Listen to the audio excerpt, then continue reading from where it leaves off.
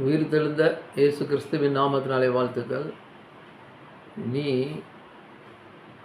அடிமைப்பட்டிருந்த எகிப்திலிருந்து உன்னை ஆண்டவர் விடுதலை செய்து அவர் கொண்டு வந்தார். அதனால்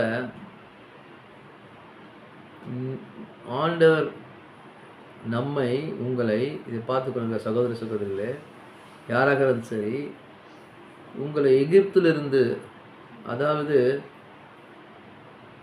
பயங்கரத்திலிருந்து, கொடுமையிலிருந்து, உங்கள் தரித்திரத்திலிருந்து, கட்டுகளிலிருந்து, அடிமைத்தனத்திலிருந்து, உங்கள் திகிலிருந்து, பயத்திலிருந்து, கொடிய நோய்களிலிருந்து, விரோதத்திலிருந்து உங்களை ஆண்டவர் மீட்டு கொண்டு வந்தார். அதுதான் எகிப்து. ஆக்சுவலாக எகிப்து அப்படின்னு சொல்லும் பொழுது, எகிப்து தேசத்திலிருந்து இஸ்ரேல் மக்களை ஆண்டவர் விடுதலை பண்ணி கொண்டு வந்தார் மோசேயின் மூலமாக. இப்போது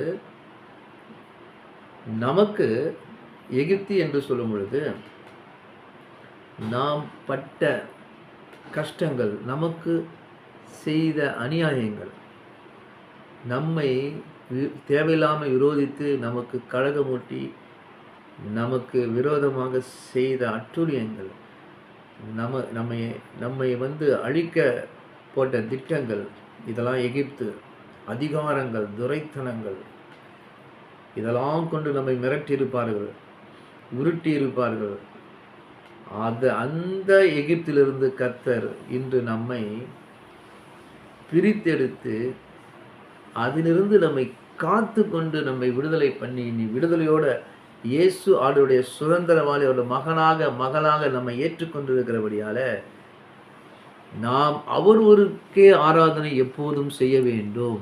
நம்மிடம் எந்தவித பின்மாற்றம் இருக்கக்கூடாது. பின்மாற்றம் என்றால் எந்தவித வேறுபாடான மாறுபாடான பேச்சோ பாட்டோ செயலோ இருந்தால் அது தேவனுக்கு பிடிக்காதது. அது எல்லாம் எகிப்து தான். அதிலிருந்து நம்மை ஆண்டவர் மீட்டு கொண்டு வந்தபடியால் உபாகம் 6:12 ஆண்டவர் நமக்கு சொல்லுகிறதால், நீ அடிமைப்பட்டிருந்த வீடாகிய எகிப்திலிருந்து உன்னை புறப்பட பண்ணின கர்த்தரை மறவாதபடிக்கு